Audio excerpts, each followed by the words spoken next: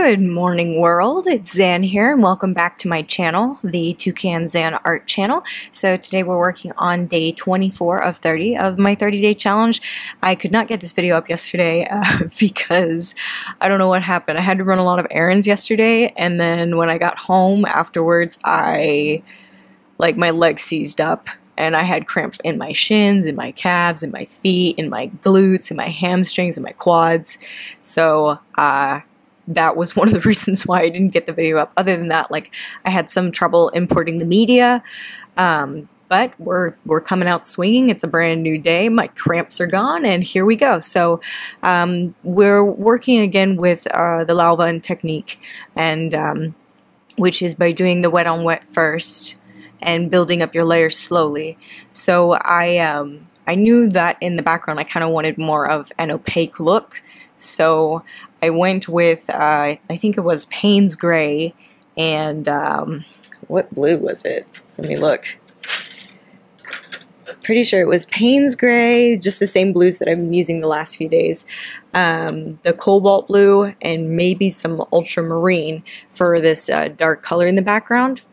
I went and I added some blue gouache, the Winsor Newton brand, to that to kind of thicken up the consistency, and also some white gouache, which you can see there. And I basically I put down a layer of water, and then I went in with that slightly gray purpley blue, and then I moved on to the hair. I dried the first layer and I went into the hair. I knew that I wanted the hair to be significantly lighter than the shadow on the background, so I cut down the mixture a lot with water and then just put it on the hair, spread it around nice and even and I was having a lot of troubles, you can see right now with the hairdryer, with the paper warping, and I don't know what really to do about that because I taped it down and the tape has been coming up.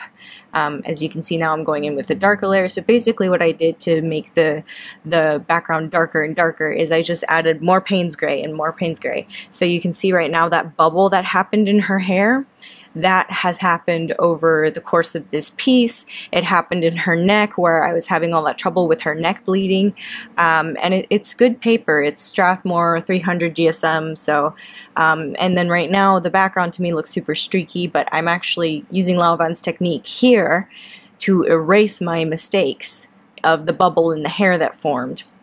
So basically you take a clean brush and you take clean water and you kind of almost scrape against the paper to pull up the paint, and then you wipe your brush, more water, scrape, and repeat.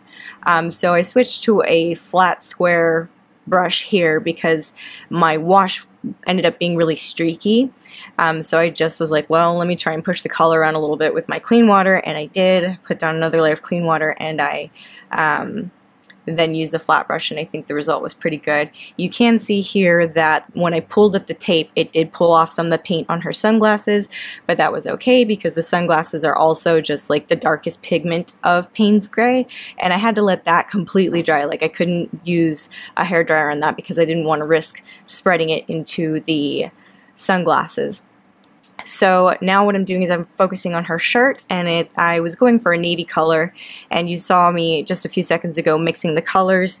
I'm pretty sure the colors that I used for that include Cobalt Blue, Ultramarine Blue, Prussian Blue, and Payne's gray. I really love that Payne's gray, in case you couldn't tell.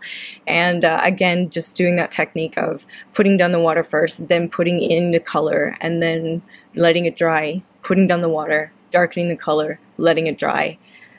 So I'm just drawing down that layer, and now I'm moving on to the stripes on her shirt. That's just a watered down version of the color in her collar. It was really interesting because I couldn't turn the paper because this piece is so large. It is the entire working area of my desk, which is why you may sometimes notice a bit of camera shake because normally I work smaller, which is what I meant to tell you yesterday and totally forgot. So that's not my strongest line going horizontally.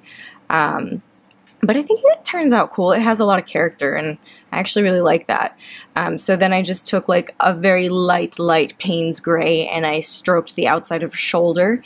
And I was worried actually right here where I'm putting down more gray. I was worried that even though the colors had dried, that it was going to activate the watercolor and I was going to lose my lines. Turns out that didn't happen. And LAOVAAN said that you can go over after the pigment has gone into the paper, so that is a perfect example that yes, you will get a little bit of bleeding, but not to the point where you lose your lines. And here I am using that Dr. P.H. Martin's Norway Blue, because I just knew I wanted to stroke her hair in that color, but I watered down the pigment with some water, and I realized that it wasn't going to have the opaqueness that I needed because I did get a lot of skin tone in the hair.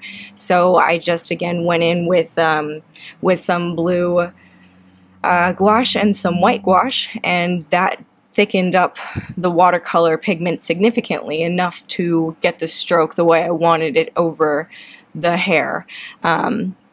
So all was going well here, but it did get to a point where the piece wasn't going the way I wanted it anymore, and we'll talk more about that in a minute. So I'm still just lining the hair with that pretty Norway Blue mixed with gouache, and in a few seconds I go and I do the, how do you describe it, the under part of her hair right there. I just add some details in there, and then I put that same blue color in there, very light wash. You know, I didn't want to overpower it too much because I wanted her hair to read as like absolutely bleach white, which is, I intended for her hair to be white from the beginning, but I think that stroking her hair with the blue really worked well.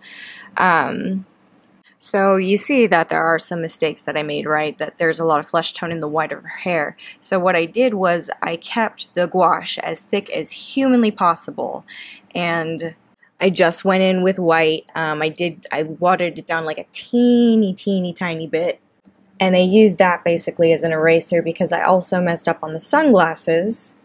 Alright, so I don't know what's going on. Playback is going super slow, so it keeps sticking, so I'm just going to kind of have to fly by the seat of my pants for the rest of this. But basically I'm going in with the white and a very thick paste of gouache to fix the mistakes that I made when I colored her sunglasses, and I accidentally put my hand on the wet side, and I was like, no. I don't know why I didn't just think to dry it. I guess because it was wet, I wanted to make sure that it all blended smoothly. So I had to steady my hand with one arm and then stroke the sunglasses continuously with the other. I was very hesitant to go in with a pink, and then you can see here that it started to bleed right in that same area again, and I was super careful with how I laid the water down, but it just bled uncontrollably, and it even bled through the neck. You can see it happening right now. It was super annoying. I tried to dry it, and I immediately just went in with the hairdryer to try and do some damage control. And tried to use LAOVAAN'S eraser technique, but thankfully I saved the palette from yesterday, so all I had to do was reactivate the colors from the palette, and I mixed those colors, and I put a very light wash in there, and then I think I might have, see, you can see I have like the hairdryer directly on the paper, and then I lined it off camera, I think, and I think now I see that for some reason my Final Cut Pro is rendering the video and the background, so I'm sure that is why my playback is skipping. And I used the Dr. P.H. Martin in Persimmon. I don't know how you pronounce it. I got so frustrated at this point with this piece that my boyfriend had to literally, I said boyfriend instead of partner, had to literally like pull me away from the piece because I hadn't eaten all day, and I was just super frustrated with it at this point. I started going in with a bunch of different Prismacolor pencils. Like, I don't think I'm going to be able to tell you which, because at that point I was so frazzled and frustrated and upset that I don't even remember what colors I used. They like look like crayon almost on paper, right? You can see little holes and stuff, and I found that you can help that kind of lack of smoothness by going over with a lighter color and kind of using more pressure, and that will help get a smoother blend. So that's all I did for today. I really don't know what I'm going to do in the background I have no idea. And that was frustrating too, because it's just like, you know, I got that feeling it's not finished yet. It's just, it's not there yet. And you get that feeling when you know it's done. And it's just, I don't get that feeling. I don't know what I'm going to do in the background. So it'll be a surprise for both of us tomorrow. And that's about it.